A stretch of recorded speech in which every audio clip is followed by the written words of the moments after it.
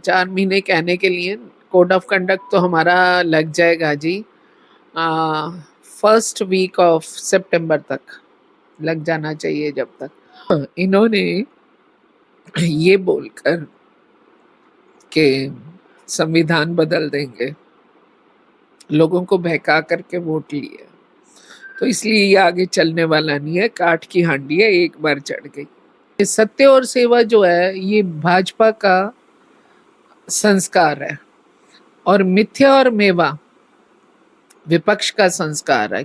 तो जब हम कहते हैं भारत माता की जय, सामने वाला सीधे से कहता है बीजेपी का है, तो इसका मतलब विपक्ष क्या ये लाइन नहीं बोलता? सरकार जनता बनाती है, जनता के ऊपर ये जिम्मेवारी है कि वो जनता की सेवा कौन करेगा। हमारा और उनका यही फर्क है कि वो सरकार में जीते हैं और हम सेवा में जीते हैं। वो सत्ता में उपयोग करते हैं, सत्ता का उपयोग करते हैं, हम दुआओं का माध्यम बनाते हैं। दिनकर गावड़ी और दैनिक टॉक्स पर आप जुड़ चुके हैं, और हमारे साथ आज जुड़े हैं हरियाणा मंत्री सीमा त्रिखा जी, जो कि शिक्षा मंत्री हैं। इससे पहले वो मनोहर लाल खट्टर की सरकार में मुख्य संसदीय सचिव भी रह चुके हैं, और बड़खल सीट से विधायक हैं। और फरीदाबाद लोकसभा सीट, जो कि अभी चुनाव हुए थे लोकसभा के, उसमें फरीदाबाद लोकसभा सीट से जीत प्राप्त हुई है, और वहां से कृष्णपाल गुर्जर जी को अभी मंत्री भी बनाया गया है भारत सरकार के अंदर। बातचीत करते हैं हम शिक्षा मंत्री जी से। नमस्कार मैडम। राम राम। मैडम, जिस तरीके से अब हरियाणा में सीबीएसई स्कूलों में एनसीईआरटी किताबों को लेकर काफ़ी समस्या आ रही है।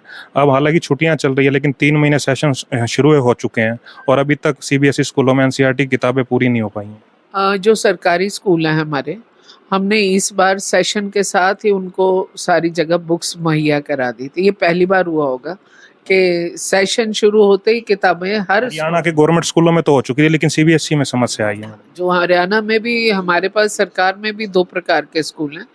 एक संस्कृति मॉडल स्कूल जो सीबीएसई पैटर्न है, और दूसरे हमारे भिवानी बोर्ड वाले। तो हमने दोनों में किया। और अगर प्राइवेट स्कूलों में कहीं भी दिक्कत है, तो अगर एक बार कोई बंदा संपर्क करता है, व्यवस्थित तरीके से चलता, तो मुझे लगता नहीं है वो कहीं ना कहीं उनके उसको इम्प्लीमेंट करने के तरीके में दिक्कत होगी। नहीं तो बुक पब्लिशर्स के या कहीं से भी कोई ऐसी दिक्कत है नहीं।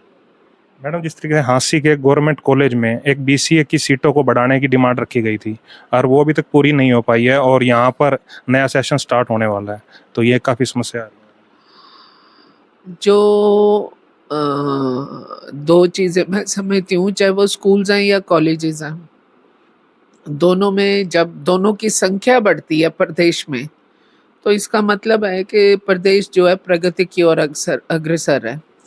दूसरी बात कि जितने टीचर्स की डिमांड बढ़ती है, तो वो सीधी सी बात है कि प्रदेश का उतना स्टूडेंट उस स्कूल या कॉलेज में इन्वॉल्व हो रहा है, संख्या बढ़ रही है।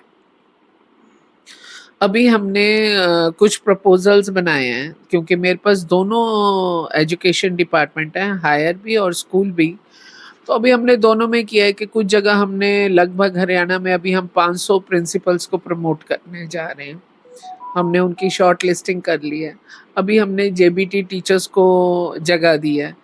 ऐसे ही करके हमने जो बाकी की लिस्ट हैं वो भी हमारी तैयार हैं। जो टेक्निकली उन पे सिग्नेचर या कोई 1-2 उसमें ऑब्जेक्शंस हैं, उनको हम दूर करके मुझे लगता है कि हम स्कूल खुलने और कॉलेज खुलने से पहले हम बहुत कुछ इसमें बेहतर आपको नतीजे दे पाएंगे। जिस तरीके से विपक्ष में जो नेता हैं भूपेंद्र सिंह हुड्डा, वो कह रहे हैं अभी हरियाणा सरकार अल्पमत में आ चुकी है और हरियाणा सरकार को इस्तीफा दे देना चाहिए, तो उसके बारे में क्या कहना है? उन्होंने कब गिनती करी? मैंने तो देखा नहीं कि कहीं गिनती करी हो उन्होंने और उन्होंने कहा हो। और कहने के लिए कोई कुछ भी कह दे। सरकार जनता बनाती है, जनता के ऊपर ये जिम्मेवारी है कि वो जनता की सेवा कौन करेगा। हमारा और उनका यही फर्क है कि वो सरकार में जीते हैं और हम सेवा में जीते हैं। वो सत्ता में उपयोग करते हैं, सत्ता का उपयोग करते हैं, हम दुआओं का माध्यम बनाते हैं। मुझे तो नहीं लगता, हो सकता उनकी गिनती में काउंटिंग फर्क आ गई होगी। जिस तरीके से अब आगे आने वाले विधानसभा चुनाव हैं, उसमें 2 मुख्य पार्टियां रह गई हैं, कांग्रेस और भाजपा। और कांग्रेस को जिस तरीके से लोकसभा में 5 सीटें प्राप्त हुई हैं, तो उनका कहना है कि आने वाले चुनावों में कांग्रेस पार्टी बहुमत के साथ सरकार बनाएगी। एक बहुत खूबसूरत शब्द है 2।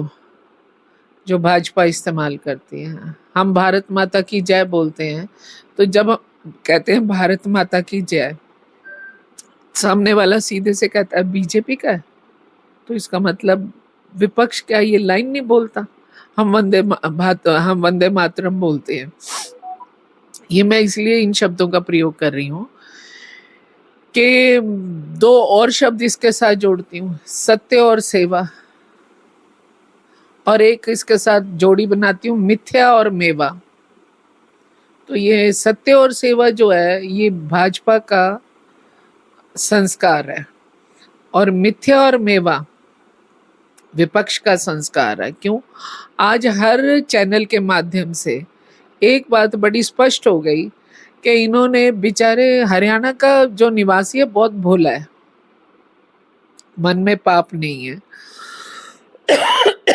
इन्होंने ये बोलकर कि संविधान बदल देंगे, लोगों को बहका करके वोट लिए, तो इसलिए ये आगे चलने वाला नहीं है, काठ की हांडी है, एक बार चढ़ गई। मैडम, आप शिक्षा मंत्री बनने के बाद हांसी पहली बार आए हैं और हांसी के लोगों की काफी समय से डिमांड हांसी को जिला बनाने की रही है, तो हांसी में आप शिक्षा मंत्री होने के नाते ऐसा कौन सा इंस्टीट्यूशन है जो हांसी के लोगों को आप दे सकते हैं? मैं ये समझती हूँ विनोद भ्याना जी जैसा व्यक्ति अकेला नहीं, बच्चे भी लगे रहते हैं समाज में, तो मैं ये चीज जानती हूँ कि विनोद भ्याना जी जैसा बंदा हो, और मनोहर लाल जी जैसे 9.5 साल जिन्होंने काटे और उनकी मार्फत ये इन्होंने बहुत यहाँ पे डेवलपमेंट कराया। नायब सिंह सैनी जी ने पूरा दरबार खोल दिया कि मेरे से जो चाहिए ले जाओ, तो जो जो डिमांड आती रहेगी और वो जरूर पूरी होगी, ये पक्का। हम जिस तरीके से नई शिक्षा नीति की बात करते हैं, तो हरियाणा में नई शिक्षा नीति पहले 2 यूनिवर्सिटीज में लागू की गई थी और अब जीजेयू में लागू की गई है, तो इस नई शिक्षा नीति से हरियाणा में शिक्षा के स्तर में कितना सुधार आने वाला है? देखिए, शिक्षा एक ऐसा विषय जिसमें निरंतर और उनके बेहतर जो उनकी पॉलिसीज हैं उनको लगातार बनाते भी रहना पड़ेगा और उसको लागू भी करते रहना पड़ेगा। अभी जो हमारी नई शिक्षा नीति लागू हुई है ये लगभग पूरे देश में होनी चाहिए, जबकि पूरे देश में हो नहीं पाई है। लेकिन जो हमारे पास अभी 4 महीने और 4 महीने कहने के लिए कोड ऑफ कंडक्ट तो हमारा लग जाएगा जी, फर्स्ट वीक ऑफ सितंबर तक लग जाना चाहिए जब तक। तो इसमें जो हम और बेहतर कर पाएंगे हम उन चीज़ों को आगे लेकर आएंगे। मिसाल के तौर पर शिक्षा नीति तो जो ऊपर से एक फ्रेमवर्क बन करके आता, वो हमने साथ उसके और चीज़ें जो जोड़ी हैं वो मैं आपकी जानकारी में आपके माध्यम से लोगों तक पहुंचाना चाहूँगी कि जैसे मैंने मीटिंग ली डिपार्टमेंट की, तो एक सबसे बड़ा विषय ग्लोबल वार्मिंग, ये एक रेवोल्यूशन के तौर पर आगे बढ़ना चाहिए। मैंने इनसे एक बात कही कि जो बिल्डिंग्स हमारी 10 साल पुरानी है या जो अभी वर्क इन प्रोग्रेस है या जो प्रपोज्ड है, एक ये धैया किया गया कि भाई हर बिल्डिंग के ऊपर हम सोलर व्यवस्था खड़ी करेंगे कि हमारे पर जो ओवरहेड्स सैकड़ों करोड़ हम बिजली का बिल भरता है डिपार्टमेंट, ये उसमें तो शायद इस बार लोकसभा चुनाव में नरेंद्र मोदी जी ने भी कहा था कि लोगों को फ्री बिजली मुहैया करवाने का हमारा प्लान है। वो पब्लिक की बात है। मेरे हाथ बिजली का इसका एजुकेशन डिपार्टमेंट आया तो हमने तुरंत ये चीज़ लागू कर दी कि हर बिल्डिंग, क्योंकि बिल्डिंग की भी तो स्ट्रेंथ होनी चाहिए, अगर बिल्डिंग हमारी 2 साल में नहीं बनने वाली है उस पे नहीं। फिर हमने इसको दूसरे तरीके से भी छांटा कि जिन स्कूल्स की या कॉलेजेस की मैक्सिमम बिल आते हैं, हाईएस्ट बिल हैं जिनके, उन बिल्डिंग्स को अगर व्यवस्था ठीक है तो हम उनके ऊपर भी ये लगाएंगे। इसी तरीके से सिर्फ युवा एनर्जी, युवा ऊर्जा का इस्तेमाल सिर्फ इन चीज़ों में नहीं होना चाहिए। हरियाणा की पहचान खेल किसान से भी है और जवान से भी है, तो हरित क्रांति भी यहाँ से चलनी चाहिए। होना चाहिए कि आज जो इतनी गर्मी पड़ रही है इसमें अगर आप नई पीढ़ी को नहीं साथ जोड़ेंगे तो पानी के लिए आज भी हरियाणा जूझ रहा है, और भविष्य कैसा होगा ये भी तय करने की हमें आवश्यकता है। तो हमने शिक्षा नीति के साथ एक ये प्रैक्टिकल चीज़ें जो बच्चा समाज को अपनी आने वाली संतति को भी दे पाए, वहाँ से शुरुआत करी है।